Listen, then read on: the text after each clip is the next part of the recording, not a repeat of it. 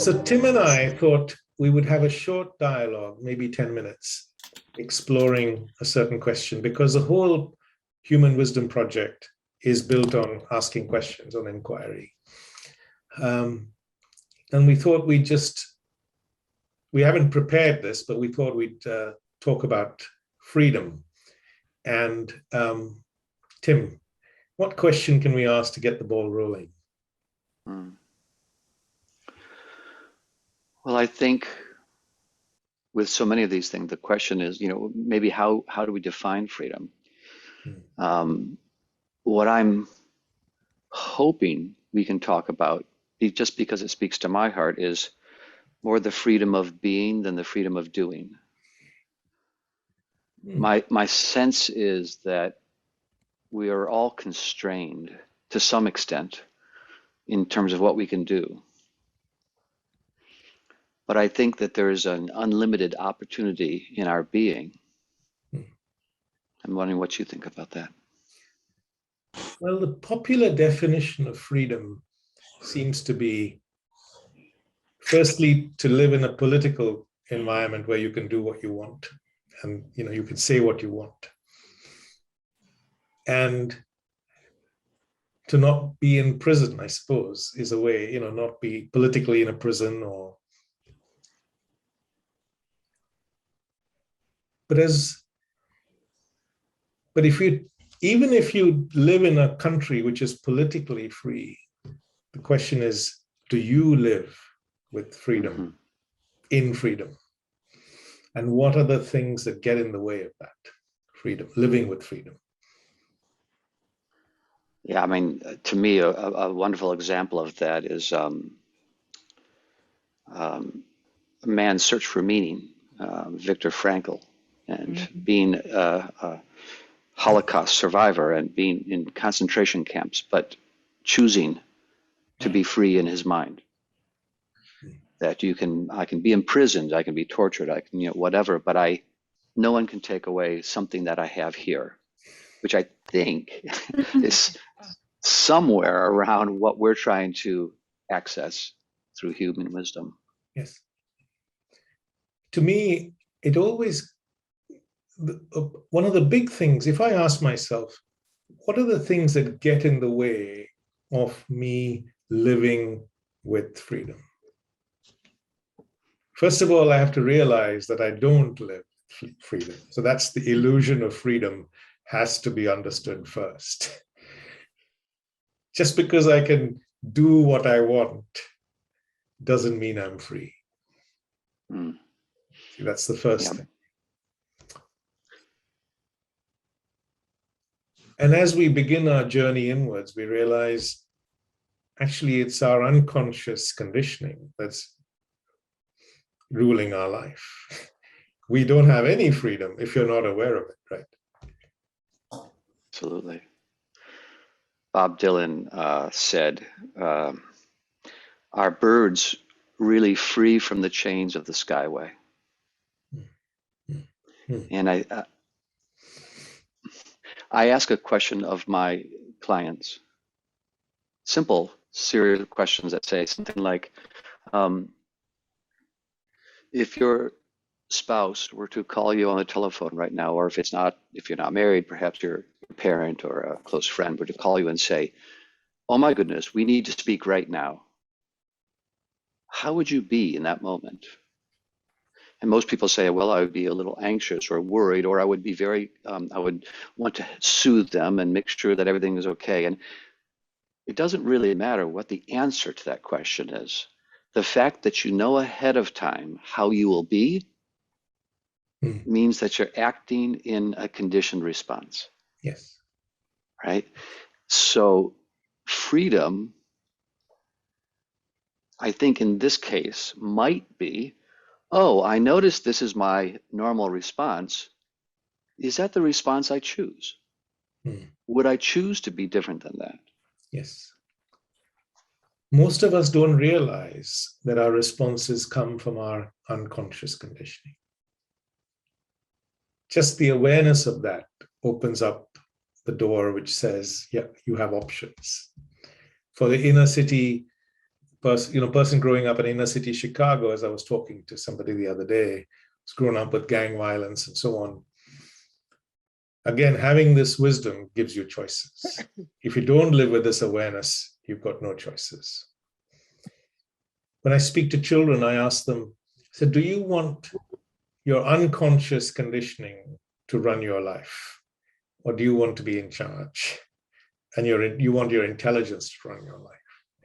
And they all say, no, we want to be in charge. So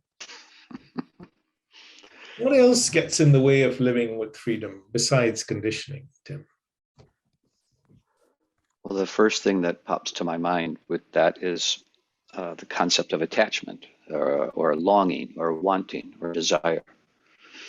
And I love desire. I love wanting. I'm not trying to make it a bad thing, but when I realize that I can't let go of something, it's too important for me to let go, then that automatically will narrow how I'm going to respond, react, feel, etc., behave. So that's one thing, I think. Yes. What other example can we think of to illustrate that when I'm attached to something, it's shaping my thinking and my behavior in a way that I suppose if I'm attached to a religious belief, right, or an opinion, then I don't live in freedom because, I don't see the big picture. Right. Well, take right now. We're speaking in front of, I don't know how many faces there are in front of us here, but I noticed that I'm concerned that I come across in a way that other people will appreciate. I want to be liked. I want to be loved, right? And so how will that affect how I am in this moment? Yes. And is that something I chose? Or is that something that's, my conditioning has chosen? I'm attached to that. I want to be loved, Manoj, right? I think we all do. I'm guessing we all do. So. Go on. No, please. No. So what you've said there is we may not even be aware that we have this. So what I mean is our many emotional needs that we have, which we're not aware of, also shape our lives unconsciously, like the need to be important and the need to be liked and so on. They shape our lives in ways that we're not aware of. And again, they limit our choices. And anything that limits your choices, of course, limits your freedom too. Well, so then, Manoj, where do you see, it would seem that we need a process by which we can check in. And for some of my clients, even a reminder to check in, right? But if we do check in, how do we start making different choices? I think just the awareness of how our unconscious patterns of thinking are shaping our lives, that awareness itself brings freedom. For example, the other huge part of thing that limits our freedom is our fear. Right? Unconscious fears, like the need to be liked, for example, or the need to be right, or the consequences, what people will say, all of those things. It's just so we don't see it, but these imaginary walls of fear created by our own thinking. But what I hear you saying, which I like right now, is that by being in the awareness, which I also hear meaning slowing down, being present, being here.